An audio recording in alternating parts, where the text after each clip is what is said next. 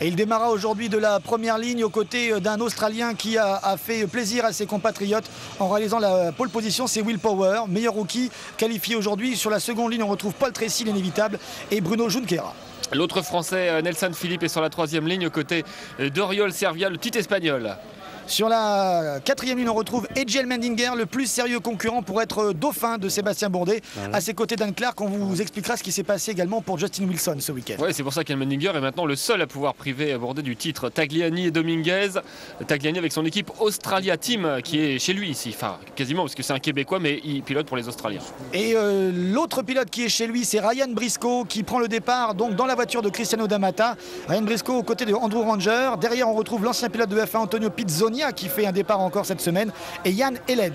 Charles Woosman et Catherine Legge sont là. Catherine Legge qui s'est remise de son crash incroyable à Elkhart Lake, et Andreas Wirtz qui est un petit nouveau qui est chez Delcoin Racing cette semaine. Pour ce rendez-vous, puisque Will Power a fait la pole position grâce, on va dire, à un temps canon dès le premier jour de qualification, des 2 jours nécessaires pour définir la grille. Faux départ. Oui, on aura le temps un petit peu encore de présenter cette course, puisqu'en effet les positions n'étaient pas respectées pour le premier départ. On va continuer sous drapeau jaune pendant un tour. Le deuxième départ officiel sera sur une seule file, comme ça on évitera les problèmes. Du coup, drapeau vert agité, c'est parti donc pour ces 60 tours prévus dans les rues de Surfers Paradise, le paradis des surfeurs. Mais attention, le but du jeu ici, c'est de ne surtout pas glisser. Ouais, et puis la foule qui est évidemment debout pour Will Power, sa première pole. Il a choisi son circuit australien pour la faire. Autant dire que les 100 000 personnes qui sont présentes aujourd'hui, 300 000 pendant le week-end, eh bien, seront évidemment derrière cet homme Will Power qu'on aperçoit devant Sébastien. Alors Laurent, j'espère que vous nous pardonnerez aussi. Oui, c'est vrai que tant qu'on ne voit pas le casque d'Oriol aux couleurs catalanes, on a un petit peu de mal à distinguer. Attention à l'attaque d'Allmendinger sur Servia. Le push to pass, vous l'avez vu. Et attention, on a failli partir au crash. Et justement sur cette chicane, c'est souvent le cas. C'est pas ça, c'est pas du push to pass, c'est du pouce, je te passe. Parce que là, c'était vraiment limite. Alors bien sûr, aujourd'hui, on a pu voir que Nelson Philippe était fort, très fort. La preuve, on revoit ce qui s'est passé ici au freinage. Nelson Philippe prend le meilleur sur Bruno Junqueira, on va dire à la loyale, juste avant le freinage. Joli, hein. À la fin de la ligne droite. Et voilà le dépassement.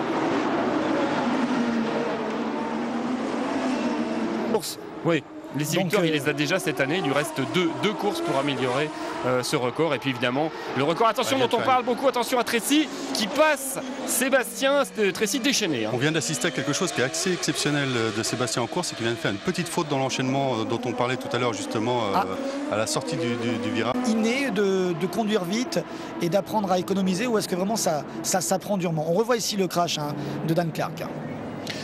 Je crois que ça s'apprend. Je pense qu'il y a un talent à la base, mais que ça s'apprend. Et notamment, il y a une école qui est exceptionnelle pour ça, c'est le sport prototype. Alors attention à cet arrêt au stand, c'est là évidemment pas que tout se joue, mais il faut faire très attention à ne pas faire d'erreur. On met les pneus normaux, les pneus noirs, alors que les pneus à flanc rouge sont les pneus alternatifs. Ça s'est bien passé pour Sébastien. Il y a un pilote qui est parti avec quelque chose sur le flanc. Ouais, et j'ai l'impression que c'est Allmendinger. Allmendinger, ça brûle. Évidemment, là, ça ne se voit pas à l'image parce qu'on vous a déjà expliqué le phénomène. Le méthanol s'éteint avec de l'eau. C'est ce qu'on fait en projetant des seaux d'eau complets sur le pitbox. Il y a le feu actuellement, mais le méthanol, lorsqu'il brûle, c'est invisible. Donc la chaleur, on la sent bien, mais les flammes, on ne les voit pas. Les stands, et en plus, il sera pénalisé pour cela. Regardez là-bas, la voiture bleue qui part maintenant. Et oui. Ils n'ont pas enlevé le tuyau de ravitaillement. On a vu quand même sur ce plan l'effet de chaleur lorsqu'il est parti. Bien sûr, après, les flammes restent invisibles, mais on a pu voir quand même. Vraisemblablement. Alors là, on revoit. Alors, regardez Tracy là-haut, qui touche Will Power. Est-ce qu'il a touché Sébastien? Non, ça va. Il ne touche pas Sébastien. Voilà, c'était ça la peur du mécano. Terme en français. Le clutch, c'est plutôt l'embrayage normalement. Oui, l'embrayage. Et on revoit Will Power. On parle de goulotte, on parle de... le contact est quand même assez brutal. Il faut bien le dire. Il avait dit: je ne laisserai pas un Français être champion sur le sol américain. Oh là là, et on revoit ce crash. Allmendinger en travers qui n'a pas évité le mur. Je vous l'ai dit tout à l'heure, l'erreur est interdite ici. Il n'y a pas d'échappatoire. C'est mur tout de suite pour l'Américain. Il part au survirage. Ouais, je pense que le fait qu'ils prennent le vibreur accentue le phénomène de survirage. Oui, l'écurie Eurosport a vraiment attendu longtemps avant de remettre cette voiture en piste, même si elle était prête pour toutes les autres courses qu'on a pu suivre ces derniers temps. Le drapeau vert est agité, c'est reparti au 24e tour. On a accéléré et là, le règlement de la course est clair. Au restart, il faut maintenir les positions, mais bon, vu qu'on repart sur une seule file, il n'y a pas de souci. Tracy est revenu à la 11e place. Yann Helen s'est arrêté. Et donc on voit Will Power et Sébastien Bourdet ici, toujours l'un derrière l'autre, avec Zoltzmann devant eux. Bonne course pour l'instant de Nelson Philippe. Bonne course pour l'instant également de Sébastien Bourdet. On aura eu une petite frayeur tout à l'heure dans les stands avec Paul Tracy, mais c'est vrai qu'à chaque fois que Paul Tracy est dans les parages, on peut avoir une frayeur. Peut-être pour dépasser, là on revient sur Ryan Briscoe qui voit devant lui une grosse bagarre entre Catherine Legge et Yann Helen, et Ryan Briscoe en profite, il gagne une place. Qu'est-ce que vous lui conseilleriez, même si là évidemment avec son statut de champion maintenant c'est un peu difficile. Ça fait longtemps que je lui conseille plus rien. Attention, attaque de Sébastien. Il passe ici, la touchette et Sébastien qui va tout droit.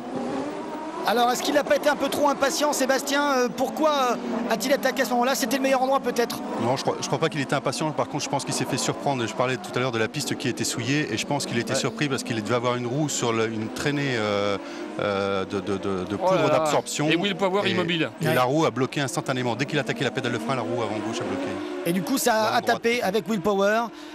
Sébastien fait un tout droit. On revoit ça avec la caméra embarquée. Ah oui, il bloque à l'avant-droit. Ah oui, il bloque et puis Will Power veut tourner lui. Il veut tourner et Sébastien est à sa gauche. Et contact. Dire que sa position, il la doit non pas une bonne, enfin si évidemment une bonne stratégie, mais on l'a vu dépasser pour gagner des places. Et il va peut-être d'ailleurs dépasser ici Oriol Servias, Nelson Philippe qui va peut-être prendre la première place de la course. Voilà, c'est fait. Attention au freinage, à ne pas se louper au freinage juste derrière. Oh là.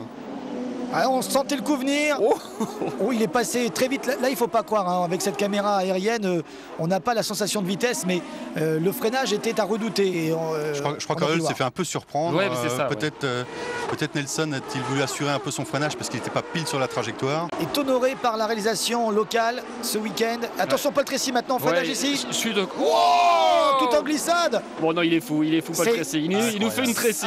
C'est presque une erreur de rookie là, non? Il nous fera toujours rire.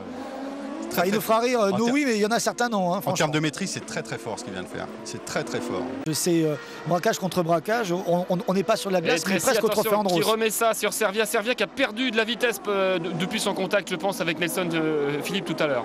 Est-ce que ça paye quand même? Oui, je pense que c'est ce qu'on vient de voir. C'est-à-dire que je pense que certains pilotes, à partir du moment où ils voient Tracy arriver, qui veulent absolument préserver leur attention derrière. Junqueira qui fait un très tard. Servia qui perd des positions. Ça touche derrière également.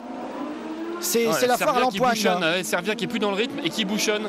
Alors vous disiez, Laurent, pénalisé pour un contact évitable face à Will Power, voilà les termes exacts. Donc il a été rétrogradé, il ne gagnera certainement pas, je pense, aujourd'hui. Junqueira est dans les stands alors qu'il était leader. C'est Dominguez qui prend la première place, mais Dominguez lui aussi doit s'arrêter.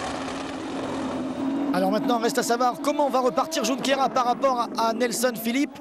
Et attention, 10 tours à faire et c'est enfin le drapeau vert. Tout le monde met son push to pass comme à chaque Christophe. Vous avez vu tout le monde qui clignote avec un Nelson Philippe qui est peut-être bien parti. En tout cas, pour l'instant, il est deuxième derrière Pizzonia qui doit s'arrêter. Donc virtuellement, il est en tête. Dominguez est derrière lui. Paul Tracy est troisième. Tagliani quatrième. Oui, Sébastien Bourdet pour l'instant est toujours aux alentours de la 9e place. Il est en tête. Nelson Philippe va-t-il essayer de prendre le risque de le dépasser parce que derrière, ça attaque fort avec Dominguez. Attention, Dominguez pour la deuxième place. Nelson Philippe qui résiste.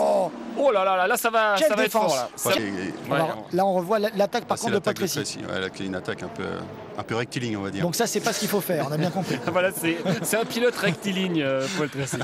Petite frayeur, énorme frayeur. On s'en souviendra. Donc pour l'instant, Nelson, ça se passe bien.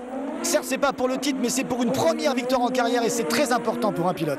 C'est génial, il a progressé Nelson Philippe et ses progrès sont récompensés aujourd'hui de l'autre côté du monde, en Australie, sur un des plus beaux circuits du Champ Car. 16e vainqueur en 16 ans, c'est incroyable. Nelson Philippe, vainqueur, un Français sur la plus haute marche du podium et un autre Français champion du Champ Car 2006, c'est fabuleux. C'est fait et Nelson Philippe remporte la course, cela fait du bien surtout et en effet 16e vainqueur. Vraie victoire et c'est fantastique. 312 000 Australiens se sont déplacés sur le week-end. Aujourd'hui, il y en avait plus de 101 000 autour de la piste. C'est ça en fait l'avenir du champ de car. Il y a des belles filles. Et je suis très heureux parce que je gagne en plus. Oui, c'est pas le même genre que Sébastien. Je vous avais dit, hein. C'est vrai que je vous avais dit qu'il y avait des jolies filles. Voilà, Sébastien Bourdet, champion pour la 3e année consécutive. c'est la